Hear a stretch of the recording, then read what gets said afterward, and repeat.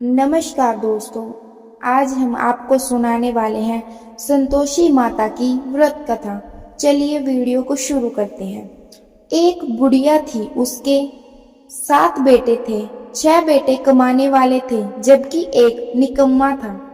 बुढ़िया 6 बेटों की रसोई बनाती, भोजन कराती और उनसे जो कुछ भी झूठन बचती वह अपने 7वें बेटे को दे देती थी।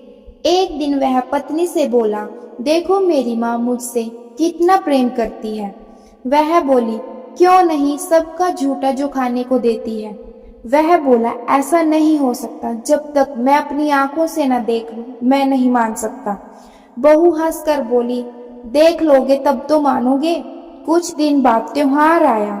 घर में 7 प्रकार के भोजन और चूरमे के लड्डू बने। वह जांचने को सिर दुखने का बहाना कर पतला वस्त्र सिर पर ओढ़े रसोई घर में सो गया।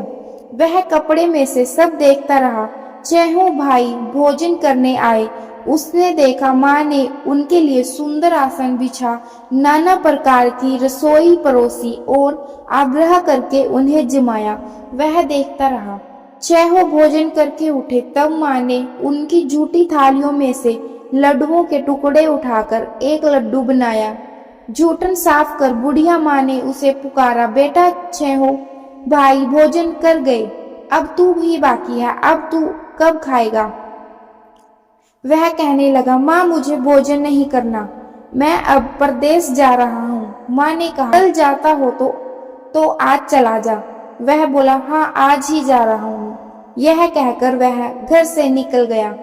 7वें बेटे का परदेश जाना, चलते समय पत्नी की याद आ गई। वह गौशाला में कंडे यानी उपले थाप रही थी। वहां जाकर बोला, हम जावे परदेश, आवेंगे कुछ काल, तुम रहियो संतोष से, धर्म अपनो पाल। वह बोली, जाओ पिया आनंद से, हमारो सोच हटाए, राम भरोसे हम रहे, ईश्वर तुम्हें सहाय। 2 निशानी आप देख, धरु में धीर, सूधी मति हमारी, बिसरियो राखियो मन गंभीर।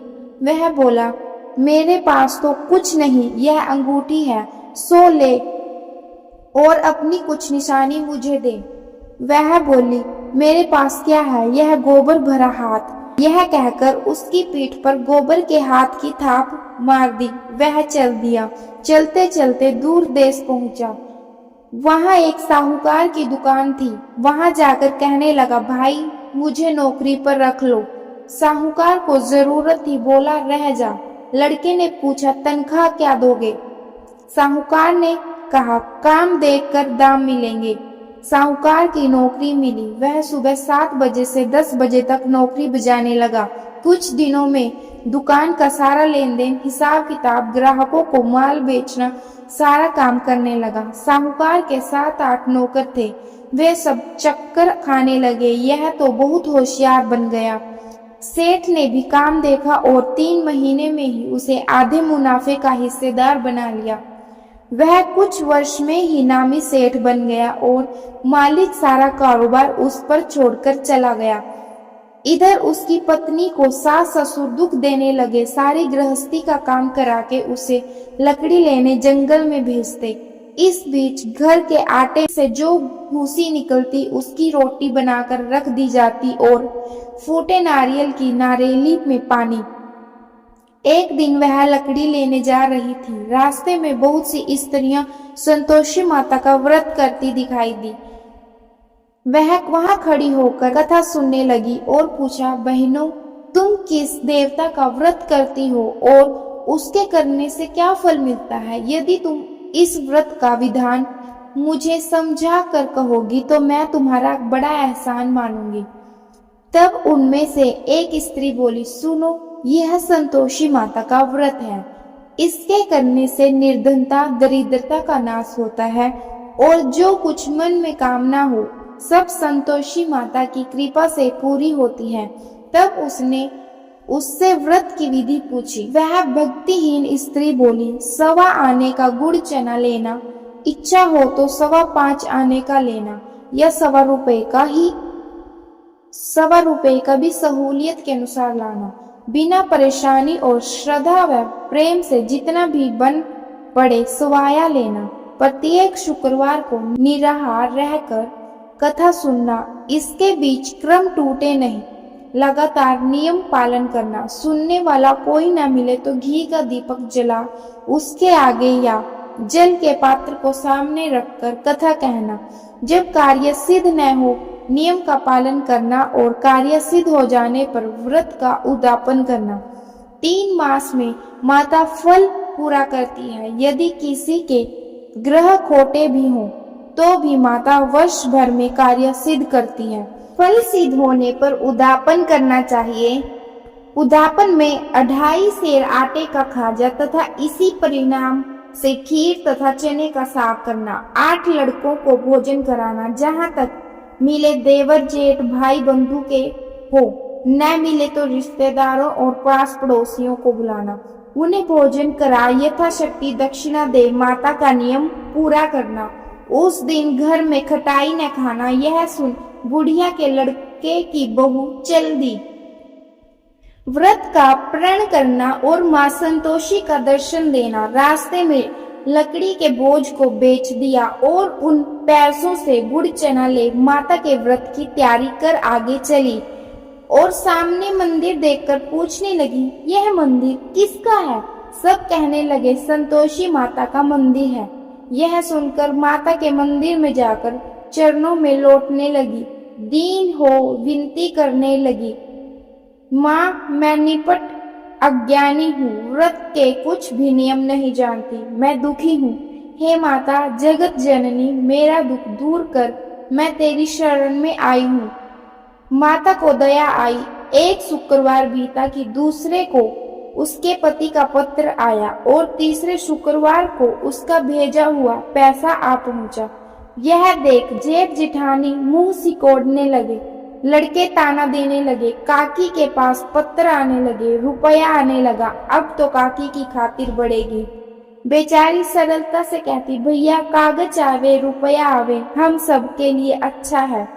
ऐसा कहकर आंखों में आंसू भरकर संतोषी माता के मंदिर में मातेश्वरी के चरणों में गिरकर रोने लगी। माँ मैंने तुमसे पैसा कम मांगा है, मुझे पैसे से क्या काम है, मुझे तो अपने सुहाग से काम है, मैं तो अपने स्वामी के दर्शन मांगती हूँ। तब माता ने प्रसन्न होकर कहा, जा बेटी तेरा स्वामी आएगा। यह सुनकर खुशी से बावली होकर घर में जा काम करने लगी।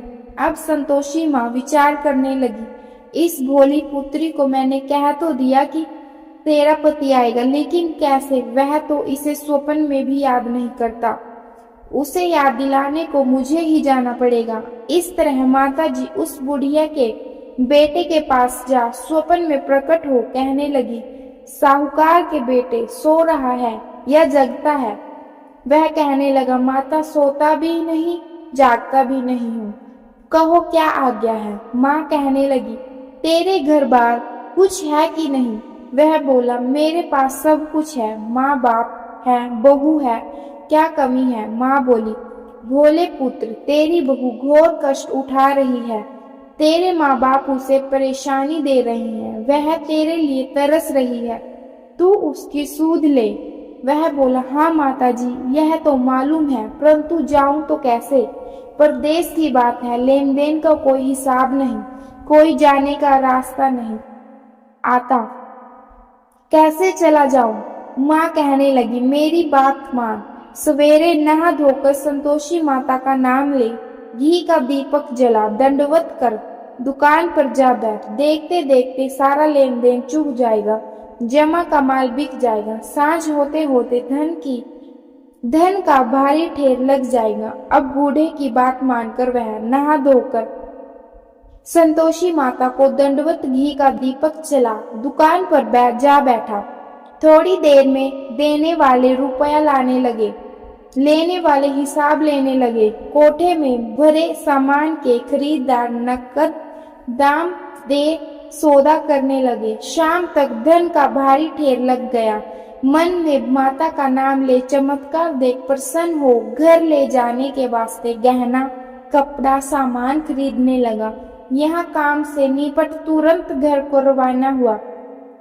उधर उसकी पत्नी जंगल में लकड़ी लेने जाती है। लौटते वक्त माताजी के मंदिर में विश्राम करती है। वह तो उसके प्रतिदिन रुकने का जो स्थान ठहरा। धूल उड़ती देख वह माता से पूछती है, हे माता, यह धूल कैसी उड़ रही है? माता कहती है, हे पुत्री, तेरा पति आ रहा है। अब तू ऐसा कर, लकड़ियों के 3 बोझ बना ले। एक नदी के किनारे रख दे और दूसरा मेरे मंदिर पर और तीसरा अपने सिर पर। तेरे पति को लकड़ियों का गट्ठर देख मोह पैदा होगा। वह आया, रुकेगा, नाश्ता पानी खाकर माँ से मिलने जाएगा। तब तू लकड़ियों का बोझ उठाकर जाना और चौक में गट्ठर डालकर जोर से आवाज लगाना, लो सासू जी, लकड़ियों का गट्ठर लो, भूसी की रोटी दो, नारियल के खोपड़े में पानी दो, आज मेहमान कौन आया है। माता जी से बहुत अच्छा कहकर वह प्रसन्न मन से लकड़ियों के 3 गट्ठर बनाए। एक नदी के किनारे पर और एक माता जी के मंदिर पर रखा। इतने में मुसाफिर आ गया।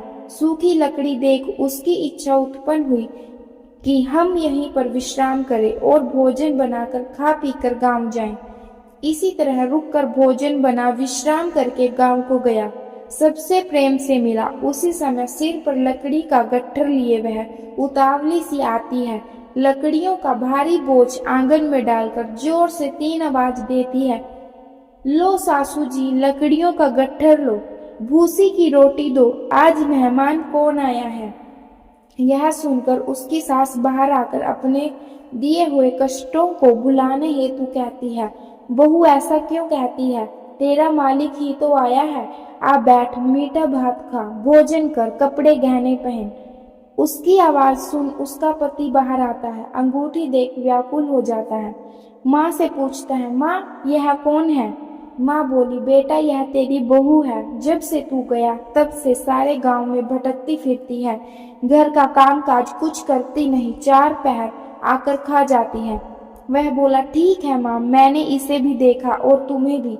अब दूसरे घर की ताली दो, उसमें रहूंगा। माँ बोली, ठीक है, जैसी तेरी मर्जी।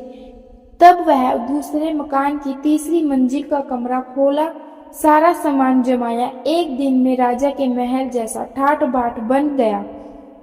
अब क्या था, वह सुख भोगने लगी। इतने में शुक्रवार आया। शुक्रवार व्रत के उद्यापन में हुई भूल किया खटाई का इस्तेमाल। उसने पति से कहा, मुझे संतोषी माता का व्रत उद्यापन करना है। पति बोला, खुशी से कर लो। वह उद्यापन की तैयारी करने लगी। जिठानी के लड़कों को भोजन के लिए कहने लगी। उन्होंने मंजूर किया, परंतु पीछे से जेठानी ने अपने बच्चों को सिखाया, देखो, भोजन के समय खटाई मांगना, जिससे उसका उद्यापन पूरा न हो। लड़के जमीने आए, खीर खाना पेट भर खाया, परंतु बाद में खाते ही कहने लगे, हमें खटाई दो, खीर खाना हमको नहीं भाता। देखकर अरुचि होती है। वह कहने लगी, भाई, खटाई किसी को नहीं दी जाएगी, यह तो संतोषी माता का प्रसाद है। लड़के उठ खड़े हुए, बोले, पैसे लाओ। भोली बहू कुछ जानती नहीं थी, उन्हें पैसे दे दिए। लड़के उसी समय हट करके इमली खटाई ले खाने लगे। यह देखकर बहू पर माताजी ने कोप किया। राजा के दूत उसके पति को पकड़ कर ले गए। जेठ जेठानी मन मानो वचन कहने लगे, लूट लूट कर धन इकट्ठा कर लाया है, अब सब मालूम पड़ जाएगा जब जेल की मार खाएगा। बहू से यह सहन नहीं हुआ। रोती हुई माताजी के मंदिर गई। कहने लगी, हे माता, तुमने क्या किया? हंसा कर अब भक्तों को रुलाने लगी। माता बोली, बेटी, तूने उद्यापन करके मेरा व्रत भंग किया। वह कहने लगी, माता, मैंने कुछ अपराध किया है? मैंने तो भूल से लड़कों को पैसे दे दिए थे, मुझे क्षमा करो, मैं तुम्हारा उद्यापन करूंगी। माँ बोली, अब भूल मत करना। वह कहती है, अब भूल नहीं होगी। अब बतलाओ वे कैसे आएंगे? माँ बोली, जा पुत्री, तेरा पति तुझे रास्ते में आता मिलेगा। वह निकली, राह में पति आता मिला। वह पूछी, कहाँ गए थे? वह कहने लगा, इतना धन जो कमाया है उसका टैक्स राजा ने मांगा था, वह भरने गया था। वह प्रसन्न हो बोली, भला हुआ, अब घर को चलो। कुछ दिन बाद फिर शुक्रवार आया। फिर किया गया व्रत का उद्यापन। वह बोली, मुझे माता का उद्यापन करना है। पति ने कहा, करो। बहू फिर जेठ के लड़के को भोजन को कहने गई। जेठानी ने एक दो बातें सुनाई और सब लड़कों को सिखाने लगी, तुम सब लोग पहले ही खटाई मांगना। लड़के भोजन से पहले कहने लगे, हमें खीर नहीं खानी, हमारा जी बिगड़ता है, कुछ खटाई खाने को दो। वह बोली, खटाई किसी को नहीं मिलेगी, आना हो तो आओ। वह ब्राह्मण के लड़के लाकर भोजन कराने लगी। यथाशक्ति दक्षिणा की जगह एक एक फल उन्हें दिया। संतोषी माता प्रसन्न हुई। संतोषी माता का फल माता की कृपा होते ही 9वें मास में उसके चंद्रमा के समान सुंदर पुत्र प्राप्त हुआ। पुत्र को पाकर प्रतिदिन माता जी के मंदिर को जाने लगी। माँ ने सोचा, यह रोज आती है, आज क्यों न इसके घर चलूं। यह विचार कर माता ने भयानक रूप बनाया। गुड़ चने से सना मुख, ऊपर सूंड के समान होठ, उस पर मक्खियां भिन भिन कर रही थी। देहली पर पैर रखते ही उसकी सास चिल्लाई, देखो रे, कोई चुड़ैल डाकिन चली आ रही है, लड़कों इसे भगाओ, नहीं तो किसी को खा जाएगी। लड़के भगाने लगे, चिल्लाकर खिड़की बंद करने लगे। बहू रोशनदान में से देख रही थी, प्रसन्नता से पगली बन चिल्लाने लगी, आजा मेरी माता जी मेरे घर आई हैं। वह बच्चे को दूध पीने से हटाती है, इतने में सास का क्रोध फूट पड़ता है। वह बोली, क्या उतावली हुई है, बच्चे को पटक दिया। इतने में माँ के प्रताप से लड़के ही लड़के नजर आने लगे। वह बोली, माँ, मैं जिसका व्रत करती हूँ यह संतोषी माता है। सबने माता जी के चरण पकड़ लिए और विनती कर कहने लगे, हे माता, हम मूर्ख हैं, अज्ञानी हैं, तुम्हारे व्रत की विधि हम नहीं जानते, व्रत भंग कर हमने बड़ा अपराध किया है। जग माता, आप हमारा अपराध क्षमा करो। इस प्रकार माता प्रसन्न हुई। बहू को प्रसन्न हो जैसा फल दिया वैसा माता सबको दे, जो पढ़े उसका मनोरथ पूर्ण हो। बोलो संतोषी माता की जय। यदि आपको वीडियो अच्छी लगी है तो वीडियो को लाइक और चैनल को सब्सक्राइब करें। धन्यवाद।